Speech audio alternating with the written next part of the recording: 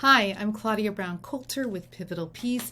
I'm your go-to mediator for navigating divorce while parenting children with special needs. And I'm also a legal document assistant LDA based in the greater Los Angeles area. If you don't know what that means I can help you file your divorce paperwork because it can be a little complicated. It's not hard, but if you're not used to filing it, it can be challenging because sometimes the courts change rules often. So let's talk about your joint accounts and debts in divorce because this is Step 2 Tuesday. Welcome to Step 2 Tuesday. And in Step 2, this is where we talk about our financial disclosures. This is the part where people stall because it's overwhelming. You want to know what? Why? Because you've got that joint account open. What happened to all that money in it? Did you all divide it? Great. Did you just take it all? Not okay. Right? So let's talk about what happens in it. So how are accounts divided in a divorce? Well, California is a community property state. So that means that even if the account is in your name only, it's most likely still community property. Just because it's community property doesn't mean you have to split it 50-50. You guys can reach a different agreement. But for the most part, when you have a joint account, you're both on it. You both got cards. You can sign on it. You got checks, maybe. You know, it's okay to have some checks here and there. And sometimes they come in handy. But you have to have a conversation about how is this going to be divided. And first, you got to know how much is in there. Most of the time, people divide it in half. And now what happens to these accounts afterwards? A couple of things can happen. You guys can take the money and divide it by half and say, but spouse A is going to keep the account, right? Maybe it's at your credit union and your spouse's name is on there, but that's the only interaction your spouse has with that credit union because they have a different bank and all of their accounts are there. Your credit union might be like, cool, we'll take their name off of it. Your credit union might be like, that's nice, but we can't do that. So we need to close this account and open up a new one for you. That's fine too. Just be prepared that different banks, credit unions, different places like that have different rules about a joint account. So it could be that you're going to have to close it completely. It could be that you're able just to take your spouse out of it. But you shouldn't be walking away with the money. When you file for divorce, automatic temporary restraining orders go into place. So don't go buy a yacht. Don't go buy a yacht with that money. Unless you guys agree and you got enough for like 2 yachts and like you buy your yacht. I'm being silly. So, but you can't have those massive expenditures as you're going through a divorce. Okay, let's talk about how you do your debts. So you've got credit card debt, right? You've got IRS debt. When you're doing your disclosures, you're listing everything you owe and own. And just like with the joint accounts, this is a community property state, so there's joint debts too. And a credit card, even if it's only in your name, is a joint debt.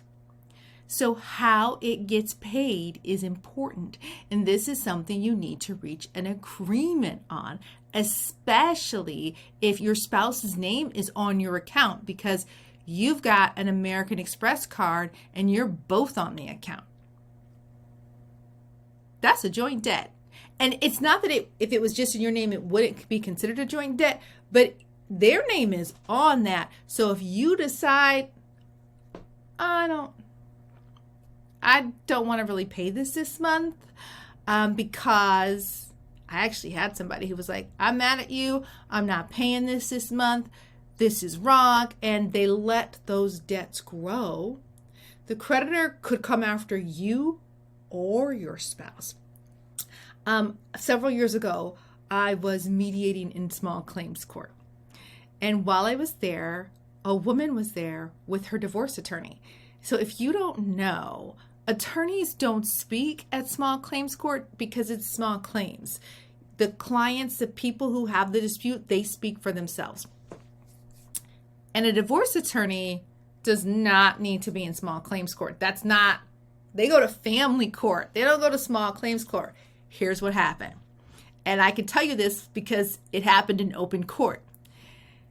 A creditor came after the wife because the creditor could not find her husband. Couldn't find them. And so the creditor sued the wife. So the wife brought her divorce attorney.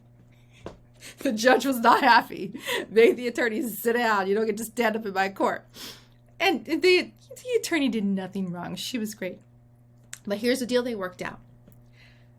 Don't go after me.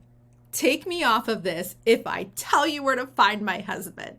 And so they agreed to that. And that's a silly story, but it's just really to illustrate the fact that even if, this person is responsible for this debt, if your name is on it, they can still come after you. So you want to make sure you divide that very clearly in your divorce decree, and you want to make sure your spouse is paying that. And if there's contingencies where if they're not, you need to be careful, because if you're not able to take your name off of that debt, that could really impact your credit. So an option would be do we have anything that we can sell so that we can pay this off before the divorce is finalized or as the divorce is finalized, so that your bad habits and my bad habits don't transfer to one another, right? If the creditor wants to come looking for you, I don't need them knocking at my door. Okay, also, when it comes to your house, your mortgage, just because somebody signs a quitclaim deed doesn't mean they're off the mortgage. Just because somebody does a buyout with maybe say retirement doesn't mean they're off the mortgage. They have to be off the mortgage. And until that house is refinanced, or the loan is assumed, or the house is sold, if you are the out of the house spouse, you are on the hook and your credit is impacted for the life of that mortgage until it's paid off. So you want to be off those documents.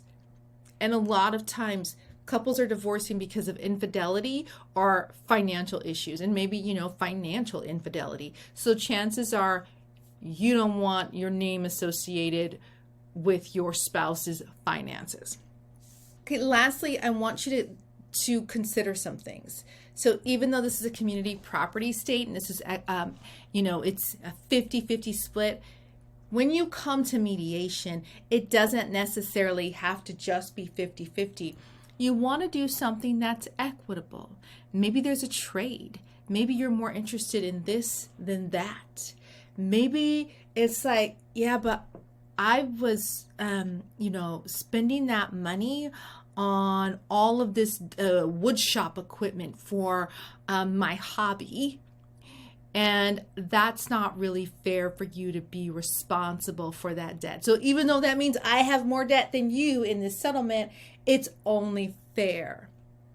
That's equitable, right? And I use the word fair, but I don't mean equal. I really mean equitable. So this is the part where you get creative. There's no right answer for everyone. No one's divorce is exactly the same. And this is why people come to mediation. This is why people work on an agreement outside of court, because they can customize it to their situation.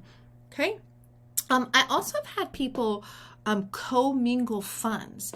They get an inheritance, they get this, they get gifts, and they put it in this whole pot, and they've co-mingled it. And so it's harder to keep a record of what's separate and what's not. And that's not the mediator's job. You probably need to go to a CDFA, Certified Divorce Financial Analyst. But I've had many, many couples who go, okay, I put this much in, you put this much in. Okay, let's take that out. You're going to automatically get this inheritance you put in. I'm going to automatically get this gift my parents gave me. And whatever's left over, we're just going to split in half. A lot of couples do that. A lot of people don't fight. Some people fight about that. Some people fight about that. But a lot of couples don't fight. So this is where they can get creative. They don't have to just go, chop it down the middle. They do what's equitable and what's right for them, what feels morally and ethically right. So you want to think about tax. If there's a buyout in divorce, some sort of settlement, it's not usually taxed. It's not taxed. But if you keep the house and you sell it a few years later, you're going to be hit with a huge tax bill. So you really want to think about those complications as you are looking at your divorce. You always want to seek some sort of legal advice, especially if you are handling this divorce without lawyers. You are working on it on your own, or you're working on it with a mediator like me. You want to go and seek legal advice because they can advocate for you. They can give you legal advice, tell you what you should and shouldn't do. They can give you suggestions on how to change things to make it a little more sound if necessary. You might want to consider that. So, I should change that. I shouldn't say you might want to consider that. About half of my clients do. About half of my clients go and seek legal counsel, and, some of them don't. But I always encourage everyone, get some legal advice. Please, please, please, please protect yourself. Okay, that is all for Step 2 Tuesdays. If you've got any questions, go ahead and drop them below. Don't forget to like and subscribe and know that I'm here to help you and support you. I'll see you soon.